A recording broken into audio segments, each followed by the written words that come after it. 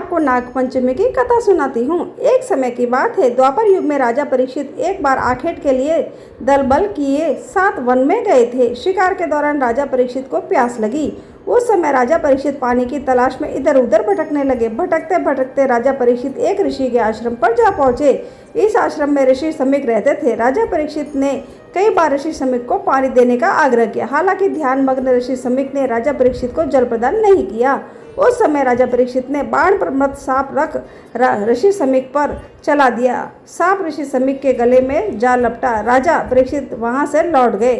ऋषि समीक ध्यान में मग्न रहे। संध्या काल में ऋषि समीक के पुत्र ने देखा कि उनके पिता के गले में मृत सांप लपेटा हुआ है। तब ऋषि समीक के पुत्र ने राजा परीक्षित को सर्पदंश से मृत्यु का श्राप दे दिया। कालांतर में श्राप देने के 7वें दिन ही राजा परीक्षित की सर्पदंश से मृत्यु हो गई। यह बात जब उनके पुत्र जन्मजय को हुई तो जन्मजय ने विशाल नागदाह यज्ञ कराया। इस यज्ञ के चलते सांपों का नाश होने लगा। तब ऋषि आस्तिक मुनि ने सावन माह के शुक्ल पक्ष की पंचमी तिथि पर नाग को दूध अर्पित कर जीवन दान दिया। साथ ही जन्मजय के नागदाह यज्ञ को भी रुकवाया। इस दिन से ही नागपंचमी पर्व मनाने की शुरुआत हुई।